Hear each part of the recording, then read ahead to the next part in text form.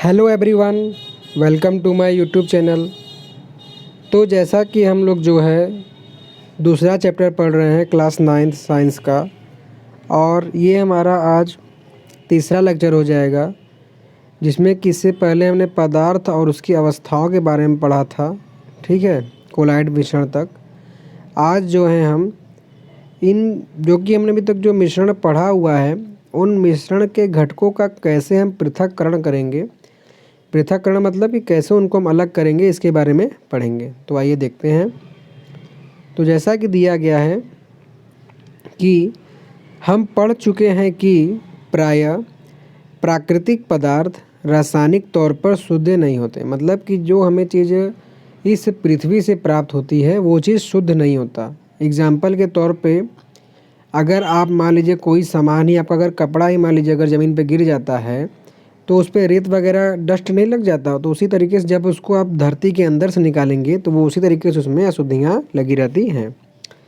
ठीक है, फिर क्या कर रहा है कि मिश्रण से घटकों को पृथक करने के लिए भिन्न प्रकार की विधियाँ प्रयोग में लाई जाती हैं।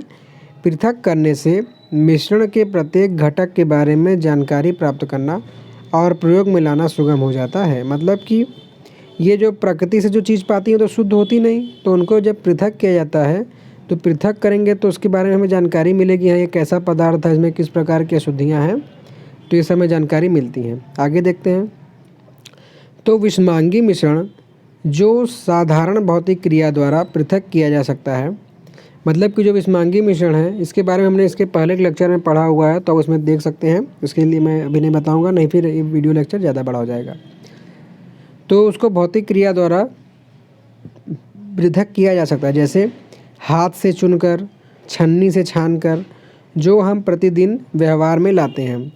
मतलब विषमांगी मिश्रण का उदाहरण मैं देखूँ तो जैसे अगर आपने पानी में अगर रेत मिला दिया तो उसको आप छन्नी से छान कर अलग कर सकते हैं, या फिर जैसे चावल में कंकड़ हो गया तो सबको हाथ में चुनकर। तो इस तरीके से जो हमारे दैनिक जीवन के जो उदाहरण हैं उसको आप समझ लीजिए, यही सब विषमांगी मिश्रण के होते हैं। तो इनको हम प्रयोग में अलग कर सकते हैं, लेकिन कभी कभी मिश्रण से घटकों को पृथक करने के लिए विशेष तकनीकों को प्रयोग में लाया जाता है। मतलब कि जो आजकल की जो जनरेशन में टेक्निक्स का प्रयोग किया जाता है उनका प्रयोग में लाया जाता है। तो आइए उनको हम बारी बारी से एक एक प्रैक्टिकल के माध्यम से समझते हैं। तो जैसा कि पहला दिया गया है जो क्रियाकलाप, कि रंग वाले घटक जिसको कि हम डाई के नाम से जानते हैं, मतलब कि जिसका बालों में प्रयोग किया जाता है, को नीले अथवा काले रंग की स्याही से कैसे पृथक कर सकते हैं। ठीक है, तो आइए इसको देखते हैं। इसके लिए जो क्रियाकलाप दिया गया उसमें आपको क्या करना पड़ेगा कि इसके लिए आपको आधा बीकर जल लेना पड़ेगा। बीकर का मतलब एक बर्तन होता है। फिर बीकर के मुख पर वाच ग्लास रखें। अब ये वाच ग्लास क्या होता है, इसको हम चित्र 2.5 से समझ सकते हैं, जो कि आपका नीचे यहाँ पर दिया हुआ है। आप देख सकते हैं ये हमारा बीकर है, और ये इसके ऊपर जो कटोरी की तरह रखा हुआ है इसी को हम वाच ग्लास कहते हैं। तो आइए आगे देखते हैं। फिर क्या करना है, वाच ग्लास रखेंगे, फिर कुछ बूंद स्याही वाच ग्लास पर डालेंगे। ठीक है, अब बीकर को गर्म करना शुरू करेंगे। फिर हम स्याही को प्रत्यक्ष रूप से गर्म नहीं करना चाहते, मतलब कि उसमें हम डायरेक्ट उसमें नहीं देंगे। पहले हम बीकर जिसमें पानी हमने रखा है उसको गर्म करेंगे, और उसके मुख पर रखा हुआ है वाच ग्लास। तो होगा क्या, इससे देखेंगे कि वाच ग्लास में वाष्पीकरण हो रहा है। मतलब कि वाच ग्लास में से आपको वाष्प बन के उड़ते हुए दिखाई पड़ेगा। और वाष्पीकरण होने तक गर्म रखना जारी रखते हैं, तब तक इसको गर्म रखना जारी रखते हैं जब वाच ग्लास में कोई परिवर्तन नहीं दिखता, तब इसे हम गर्म करना बंद कर दें। मतलब कि जब तक उसमें कोई परिवर्तन दिखना बंद नहीं होता तब उसे हम बंद कर देते हैं। और इसे ध्यान से देखते हैं। देखिए इसको चित्र से समझते हैं किया क्या गया, कि ये नीचे से इसको आग दिया जा रहा है, और ये आपका बीकर है। बीकर में आधा पानी भरा हुआ है, वाच ग्लास रखा हुआ है, और इसको तब तक हीट दिया जा रहा है जब तक कि इसमें से ऊपर ये वाष्प ये निकल रहा है। और जब ये वाष्प निकलना बंद हो जा रहा है तब हीट बंद कर दिया जा रहा है। तो देखिए इससे होगा क्या, इससे हमें पता लगता है कि स्याही जल में रंग का एक मिश्रण है। इस तरह से हम विलायक से विलेय पदार्थ को वाष्पीकरण की विधि द्वारा पृथक कर सकते हैं। दैट्स मीन कि कह रहा है कि इस विधि से मतलब कि जैसे आपने स्याही में क्या होता है, ये पानी में घुला हुआ है, ठीक है, जिसमें विलायक जल है और आपका विलेय जो है स्याही है, तो इसको वाष्पीकरण के द्वारा अलग किया जा सकता है। इससे हमें इस प्रैक्टिकल से पता चला। अब दूसरे क्रियाकलाप में देखिए क्या है कि दूध से क्रीम को कैसे पृथक कर सकते हैं, मतलब कि बाज़ारों में जो क्रीम आता है दूध वाला, उसको हम कैसे अलग कर सकते हैं, इसके बारे में आज हम देख रहे हैं। तो देखते हैं, आइए। तो होता क्या है कि आजकल मतलब इस समय प्रेजेंट टाइम में बाज़ार में संपूर्ण फुल क्रीम, ट्रोन, डबल ट्रोन प्रकार के दूध पॉली पैक अथवा टेट्रा पैक में पाए जाते हैं। मतलब कि मार्केट में बहुत से दूध आ रहे हैं जो क्रीम की विभिन्न वैरायटी के होते हैं। तो होता क्या है कि दूध के इन प्रकारों में भिन्न भिन्न मात्रा में वसा होती है, ठीक है, मतलब वसा मतलब कि जैसे फैट हो गया, प्रोटीन हो गया, ये सबको वसा की श्रेणी में रखा जाता है। तो देखिए अलग करने के लिए कैसा क्रियाकलाप करते हैं। पहले क्या होगा कि एक परख नली लिया जाता है जिसमें संपूर्ण क्रीम युक्त दूध लिया जाता है, मतलब कि जिस दूध को हमें टेस्ट करना है उसको उस परख नली में रखते हैं। फिर उसके बाद अपकेंद्रीय यंत्र से इसे 2 मिनट तक अपकेंद्रित किया जाता है। अपकेंद्रीय यंत्र क्या होता है? अपकेंद्रीय यंत्र को अगर आप समझें, अगर आपके घर में अगर वॉशिंग मशीन है तो वॉशिंग मशीन में आपने देखा होगा एक ड्रायर होता है जिसमें कि हम कपड़े को सुखाते हैं, जिसमें जगह जगह सब में छेद हुआ रहता है, उसको उसे ज़ोर ज़ोर से घूमता है वो, तो पानी कपड़े से छन जाता है। तो इसी प्रकार के जो यंत्र रहते हैं उनको हम अपकेंद्रीय यंत्र कहते हैं। तो देखिए अगर स्कूल में यह यंत्र उपलब्ध रही है, मान लीजिए कि अगर आपके पास यह अपकेंद्रीय यंत्र मतलब कि वॉशिंग मशीन नहीं है, तो यह प्रयोग आप घर में रसोई में प्रयोग होने वाली मथनी या मिक्सी से भी कर सकते हैं, ठीक है। मिक्सी मतलब जैसे में कि मसाला वगैरह पीसा जाता है, या फिर मथनी जो रहती है जो डाल के लस्सी वगैरह में काम आती है, उससे कर सकते हैं। होगा क्या कि यदि नज़दीक में कोई मिल्क डेयरी है तो वहाँ जाकर पूछें कि ये क्रीम को दूध से कैसे पृथक कर सकते हैं, वे दूध से कैसे पनीर बनाते हैं। मतलब कि अगर आपके पास ये भी उपलब्ध नहीं है मिक्सी या मथनी, तो आप इससे इसको समझ सकते हैं। तो देखिए होगा क्या इसमें कि द्रव में मौजूद ठोस कण इतने छोटे होते हैं कि ये छानक पात्र से बाहर निकल जाते हैं। आपने देखा होगा कि जो आपके घर में जो दूध आता है या पैकेट का दूध होता है, अगर उसको आप लें और छन्नी से छान के पतीले में अगर रखते हैं तो आप देखेंगे पूरा दूध एकदम निकल जाता है, ठीक है, क्योंकि वो इतने कण छोटे होते हैं। तो फिर इन कणों को पृथक करने के लिए छानन विधि का प्रयोग नहीं कर सकते क्योंकि इतने छोटे कण होते हैं। तो ऐसे मिश्रण को अपकेंद्रण के द्वारा पृथक किया जाता है, ठीक है। तो अपकेंद्रण के सिद्धांत में देखिए होता क्या है कि इस सिद्धांत में आधार पर जब इसे तेज़ी से घुमाया जाता है, मतलब कि जो उसमें हम दूध लेते हैं मशीन को उसको तेज़ी से घुमाते हैं, तब भारी कण नीचे बैठ जाते हैं और हल्के कण ऊपर रह जाते हैं, ठीक है। मतलब कि दूध में जो भारी कण रहते हैं वो भारी कण आपको ऐसे कब दिखेंगे जब दूध फट जाता है, उसका थक्का बन जाता है, तो वो भारी कण जो रहते हैं वो नीचे बैठ जाते हैं और हल्का जो दूध का पानी रहता है ऊपर आ जाता है।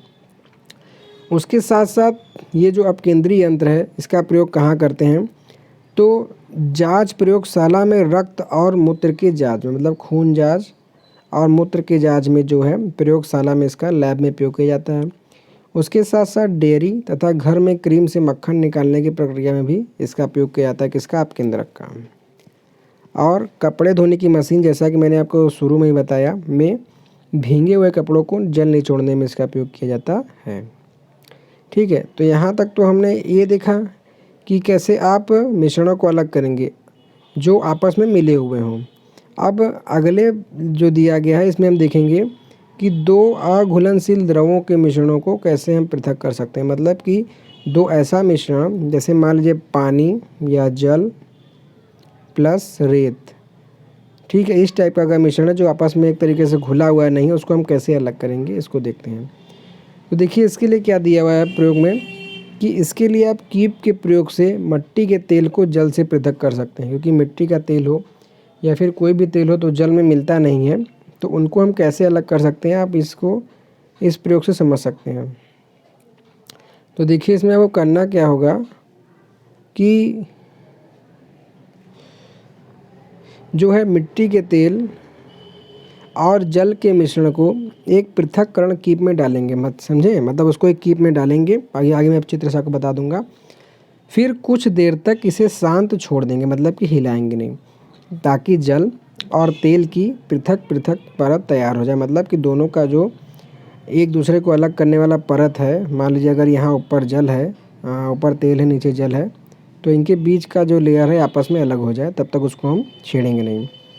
फिर पृथककारी कीप के स्टॉप कार्क को खोलकर सावधानीपूर्वक नीचे वाले जल की परत को निकाल लेंगे, और जैसे ही तेल नीचे पहुँचे स्टॉप कार्क बंद कर दें। ठीक है, अब आइए इसको चित्र से समझते हैं। तो जैसा कि आप देख सकते हैं ये आपका पृथककारी कीप है। नीचे आपका यहाँ स्टॉप कार्क, मतलब कि यहाँ पर एक चूड़ीदार दिया हुआ है, ठीक है, जिसको आप टाइट कर देंगे तो बंद हो जाएगा नीचे आना इसका। तो देखिए इसमें हमने ऊपर से मिट्टी का तेल डाला है और जल डाला है, और तब तक इसको नहीं हिलाया जब तक इनका दोनों का लेयर अलग अलग ना हो जाए। अलग होने के बाद क्या किया गया कि इस स्टॉप कार्क को नीचे से खोल दिया गया, तो पानी नीचे गिर के आने लगा, और जब ये यहाँ तक लेयर आ गया तो फिर इस स्टॉप कार्क को हमने रोक के तेल को अलग करके तेल प्राप्त कर लिया। तो देखिए इस विधि का प्रयोग और कहाँ कहाँ करते हैं तेल तथा जल के अघुलनशील मिश्रणों को पृथक करने के लिए इस स्टॉप कार्क वाले विधि का उपयोग करते हैं। उसके साथ साथ धातु शोधन के दौरान लोहे को पृथक करने में, ठीक है, मतलब कि धातु को जब शुद्ध किया जाता है, जब पृथ्वी से प्राप्त किया जाता है, तो उसकी अशुद्धियों को दूर करके लोहे को पृथक करने में इस छानक विधि का उपयोग करते हैं। होता क्या है कि इस विधि में द्वारा हल्के स्लैग, जिसको कि हम धातु मल को इंग्लिश में स्लैग कहते हैं, को ऊपर से हटा लिया जाता है तथा भट्टी की निचली सतह पर पिघला हुआ लोहा शेष रह जाता है। तो इस तरीके से हमको जो है इस विधि के द्वारा शुद्ध धातु प्राप्त हो जाता है। तो आगे क्या है कि सिद्धांत के अनुसार आपस में नहीं मिलने वाले द्रव अपने घनत्व के अनुसार विभिन्न परतों में पृथक हो जाते हैं। मतलब कि ये इस सिद्धांत पे ये कीप कार्य करता है कुप्पी, कि जो द्रव आपस में नहीं मिल पाते उनको हम इसके द्वारा अलग कर सकते हैं। अब ये तो हमने देखा द्रव का। अब उसके साथ अगर नमक तथा अमोनियम क्लोराइड के मिश्रण को कैसे पृथक करेंगे, मतलब नमक और अमोनियम क्लोराइड का मतलब कि कपूर के मिश्रण को हम कैसे अलग करेंगे, इसके बारे में देखते हैं। तो देखिए जैसा कि पिछले अध्याय में हमने पढ़ा था कि अमोनियम क्लोराइड को गर्म करने पर वह ठोस अवस्था से सीधे गैस, मतलब कि ठोस से डायरेक्ट ये क्या होता है गैस अवस्था में परिवर्तित हो जाता है। और इस प्रकार उन मिश्रणों जिनमें ऊर्ध्वपातित, मतलब कि ठोस से गैस से बनने क्रिया वाले पदार्थ की क्रिया क्या कहते हैं ऊर्ध्वपातित हो सकने वाले अवयवों को ऊर्ध्वपातित न होने योग्य अशुद्धियाँ, मतलब कि नमक से पृथक करने के लिए ऊर्ध्वपातन की प्रक्रिया का प्रयोग किया जाता है।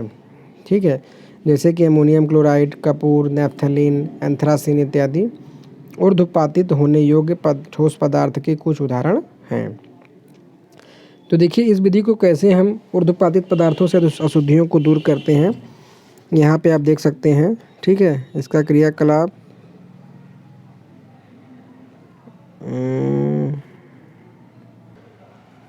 तो जैसा कि आप इस चित्र को पहले भी देख चुके हैं, तो इसमें क्या किया जाता है कि इसमें नीचे से आग दिया जाता है, और ये आपकी कीप है। ठीक है, और इस कीप में नीचे अमोनियम क्लोराइड और नमक का मिश्रण रखा हुआ है। जब गर्म करते हैं तो होता क्या है कि अमोनियम क्लोराइड जो कि डायरेक्ट ठोस से गैस में बदल जाती है, तो ये ऊपर आने लगती है, लेकिन ऊपर से इसका रुई लगा के कीप बंद किया रहता है, क्योंकि हमको कपूर को लेना है, ना कि उसको अलग कर देना है। तो कपूर जब यहाँ पे आग देते हैं तो यहाँ पर ऊपर आते आते इस जगह पे ठंडी हो जाती है, तो ठंडी होके वहाँ पे चिपक जाती है साइड पे, और जब ये चिपक जाती है तो इसको हम अलग कर लेते हैं और नीचे हमारा नमक रह जाता है। तो इस तरीके से आप देख सकते हैं कि ऊर्ध्वपातन की प्रक्रिया द्वारा अमोनियम क्लोराइड और नमक का हम अलग अलग कर लेते हैं। अब हम आगे देखते हैं कि क्या काली स्याही में डाई एक ही रंग है, मतलब कि जो काली स्याही में डाई है एक ही रंग का है, इसको हम आगे देखते हैं। तो आइए, तो देखिए इसके लिए जो क्रियाकलाप दिया गया है कि इसमें क्या करेंगे कि छानक पत्र की एक पतली परत लें, फिर इसके निचले किनारे से 3 सेंटीमीटर ऊपर पेंसिल से एक रेखा खींच लें, जिसको कि आप चित्र 2.8 में देख सकते हैं। ठीक है, 2.8 ये दिया गया है। जैसा कि आप देख सकते हैं कि हमने छानक पत्र लिया और ऊपर से 3 सेंटीमीटर की दूरी पर हमने एक रेखा को खींच दिया। तो खींचने पर क्या होगा आगे देखते हैं कि उस रेखा के बीच में जल में घुलनशील काली स्याही की एक बूंद डाल दें। ठीक है, बूंद डाल दें और इसे सूखने दें। फिर जार, बीकर या परख नली में जल लें, उसमें इस छानक कागज़ को इस प्रकार रखें कि वह जल की सतह से ठीक ऊपर रहें, जैसा कि चित्र 2.8 में दिखाया गया है। मतलब कि उस कागज़ को फिर किसी बर्तन में इस तरीके से डालिए कि वो जो पॉइंट जो स्याही का आपने डाला था वो पानी से कुछ ऊपर ही रहे। ठीक है दोस्तों, तो उससे होगा क्या कि अब उसको जब रखेंगे फिर उसको आप शांत छोड़ देंगे, जैसा कि जल छानक पात्र के ऊपर आपने देखा हुआ है, और उसको अवलोकन करिए, मतलब देखेंगे।